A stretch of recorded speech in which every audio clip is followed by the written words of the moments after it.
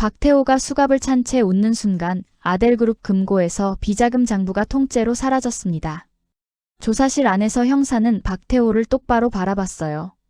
7년 전 백준기 살인교사와 백진주 살인미수교사 혐의가 차례로 적힌 서류가 그의 앞에 놓여 있었는데요. 모든 것이 끝났다고 말하는 형사의 목소리에도 박태호는 눈 하나 깜빡이지 않았습니다. 오히려 입가에 아주 느린 웃음이 번졌어요. 이제 끝났습니다. 박태호는 수갑찬 손을 책상 위에 올린 채 낮게 되물었습니다. 끝! 그 한마디가 떨어진 바로 그때였어요. 아델그룹 본사 금고가 열렸고 분명 그 자리에 있어야 할 비자금 장부가 보이지 않았어요. 차명 계좌 목록도 자금 이동 순서가 정리된 자료도 함께 사라져 있었습니다. 윤정이 금고 안을 다시 확인했지만 결과는 달라지지 않았어요. 말도 안 돼요. 김단희는 비어있는 금고를 바라보다가 곧바로 박태호를 떠올렸습니다. 박태호는 체포되는 순간까지도 아무것도 잃지 않은 얼굴을 하고 있었어요. 그 표정에는 이유가 있었던 겁니다. 박태호는 잡히기 전에 이미 밖에서 움직일 손을 남겨두고 있었습니다. 체포되기 전에 준비했어요. 백진주는 사라진 자료보다 더 두려운 것이 무엇인지 알아차렸어요. 박태호가 경찰서 안에 있는데도 회사 안에 증거가 없어졌다는 사실이었거든요. 손발이 묶인 줄 알았던 사람이 오히려 모두보다 먼저 다음 수를 두고 있었습니다. 며칠 전 박태호는 자신이 궁지에 몰리고 있다는 걸 알고 있었어요. 김단희가 차명 계좌와 비자금 흐름을 쫓고 있었고 강 실장까지 돌아섰다는 사실도 눈치채고 있었습니다. 돈을 잃고 사람을 잃어도 주식만 손에 남으면 다시 시작할 수 있다고 여겼으니까요. 그래서 박태호는 체포되는 순간까지 끝이 아니라 시간을 벌 생각부터 하고 있었습니다. 조사실 문이 열리자 변호사가 들어왔어요. 형사는 자리를 비켜주지 않으려 했지만 박태호는 조금도 서두르지 않았습니다. 변호사는 짧게 고개를 숙였고 박태호는 그 얼굴을 확인하자 웃음을 거두었습니다. 잘 끝났나? 예. 짧은 대답 뒤 봉투 하나가 책상 위에 놓였어요. 안에는 아델그룹 주식 양도계약서가 들어있었습니다. 경찰에 붙잡힌 상태에서도 박태호의 관심은 회사에서 떠나지 않았어요. 살인교사 혐의보다 회장 자리를 놓치는 일이 더 급했거든요. 그는 계약서를 바라보며 아주 낮게 말했습니다. 이제 시작이다. 아니, 여기서 갑자기 왜 이러느냐고요? 박태호는 체포되기 전부터 자신에게 무슨 일이 생길 경우를 대비하고 있었던 겁니다. 경찰이 몸을 붙잡아도 주식과 사람까지 한꺼번에 묶을 수는 없다고 믿었어요. 자신을 대신해 움직일 누군가만 남아있다면 바깥 재판은 계속 흔들 수 있었으니까요. 한편 김단희와 윤정, 백진주는 사라진 비자금 자료를 다시 찾기 시작했어요.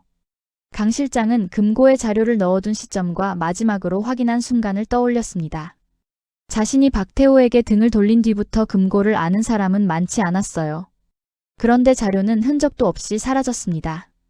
분명 여기 있었습니다. 강 실장의 목소리는 떨렸지만 김단희는 그를 몰아붙이지 않았어요. 지금 필요한 건 책임을 따지는 일이 아니었습니다.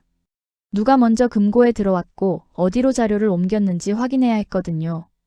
윤정은 사내 기록을 확인하려 했는데요. 접근 기록 역시 일부가 지워져 있었습니다. 자, 그런데 여기서 판이 완전히 뒤집힙니다. 박태호가 없어진 자료만 믿고 버티는 게 아니었어요. 경찰 조사까지 흔들 준비를 해두고 있었습니다. 다른 조사실에 앉아있던 윤 형사는 처음과 전혀 다른 말을 꺼냈어요. 박태호와 돈으로 얽혀 있었고 그 지시를 받아 움직였다는 녹취가 이미 확보된 상황이었습니다.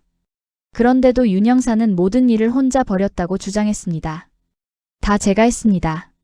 형사는 곧바로 되물었지만 윤 형사는 같은 말만 남겼어요.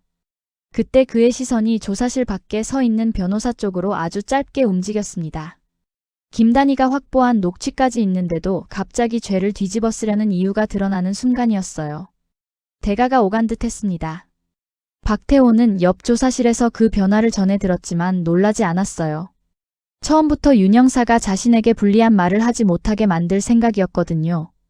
돈으로 묶였던 사람은 마지막까지 돈으로 붙잡을 수 있다고 믿었습니다. 권력과 돈으로 모든 것을 덮어온 방식이 체포 뒤에도 그대로 이어지고 있었어요. 김단희는 윤 형사의 진술이 바뀌었다는 말을 듣자 잠시 눈을 감았습니다. 박태호가 쉽게 무너질 거라고 생각한 적은 없었어요. 하지만 현장에서 함께 체포된 사람까지 즉시 입을 바꿀 줄은 몰랐습니다. 백진주는 아버지 백준기의 죽음과 자신의 살인미수 교사 혐의가 다시 흐려질 수 있다는 생각에 굳어졌는데요. 윤정은 확보한 녹취가 남아있으니 진술만으로 사건이 뒤집히지는 않는다고 말했습니다. 그 말을 확인하려는 순간 경찰 컴퓨터 화면이 흔들렸어요. 저장된 압수 파일에 누군가 접근하고 있었습니다. 윤정이 급히 막으려 했지만 파일 일부가 차례로 사라지기 시작했어요. 증거가 지워지고 있어요. 박태호는 조사실 밖으로 한 발짝도 나가지 않았습니다. 그런데 회사 금고의 장부가 없어지고 윤 형사는 진술을 바꾸고 경찰에 보관된 파일까지 공격받고 있었어요. 김단희가 말했던 대로 박태호는 감옥 안에서도 움직이고 있었습니다. 박태호가 안에서도 사람을 부리고 있어요. 백진주는 화면에서 사라지는 파일을 바라보다가 주먹을 쥐었습니다. 이번에도 놓치면 7년 전처럼 진실이 다시 묻힐 수 있었어요.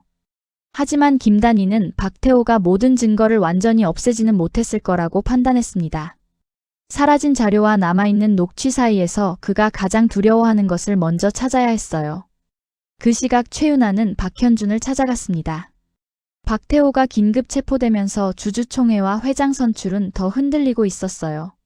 최윤아는 아버지 최삼식의 죽음까지 외면하며 붙잡았던 회장 자리를 포기할 수 없었습니다. 박현준이 물러나는 순간 자신이 바라던 자리도 함께 사라진다고 여겼거든요. 지금 회장 자리 포기하면 끝이야.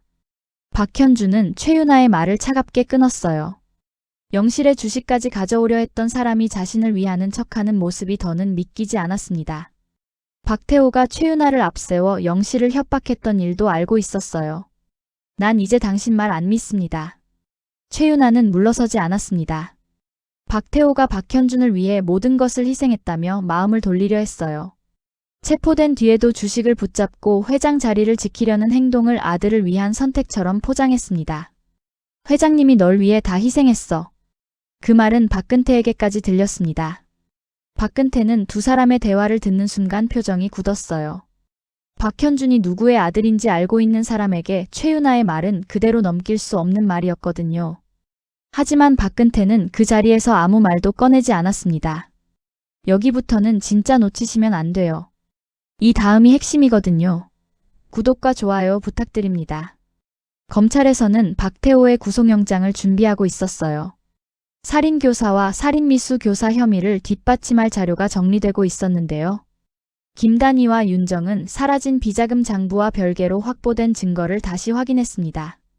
그런데 증거 목록을 살피던 윤정의 손이 멈췄어요. 핵심 USB 하나가 목록에서 빠져 있었습니다. 없어요. 김단희는 즉시 증거 보관 상태를 확인했어요. 분명 검찰로 넘어가야 할 USB였지만 어디에도 보이지 않았습니다.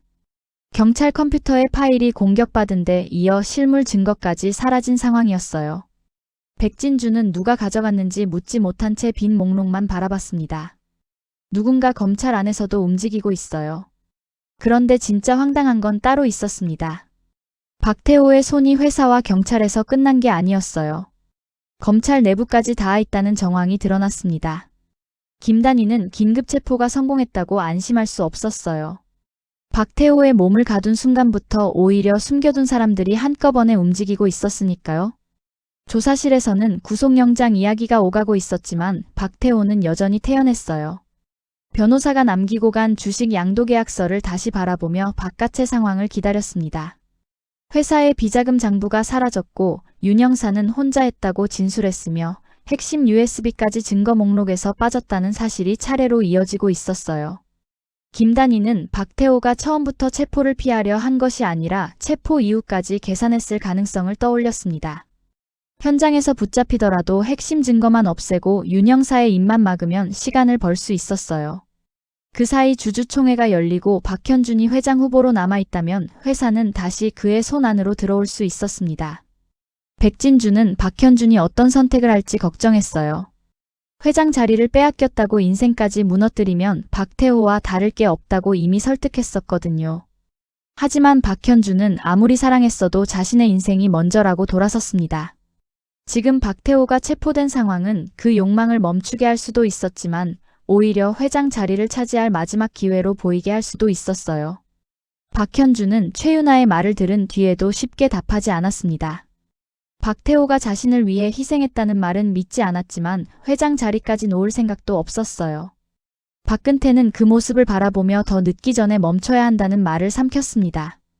현준의 선택이 박태호의 욕망과 점점 닮아가고 있었으니까요. 김단희는 사라진 증거를 좇는 동시에 주주총회를 막아야 했어요. 박태호의 손발을 묶으려고 긴급 체포 작전을 세웠지만 정작 박태호는 체포된 뒤에도 사람들을 움직이고 있었습니다. 금고와 경찰, 검찰까지 동시에 흔들린 이상 한 곳만 지켜서는 막을 수 없었어요.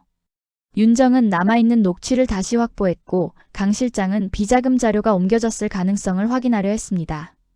백진주는 USB가 사라진 경로를 추적했어요. 박태호가 지우려는 증거를 먼저 붙잡아야 했어요. 박태호는 조사실 안에서 형사의 질문을 듣고도 대답하지 않았습니다.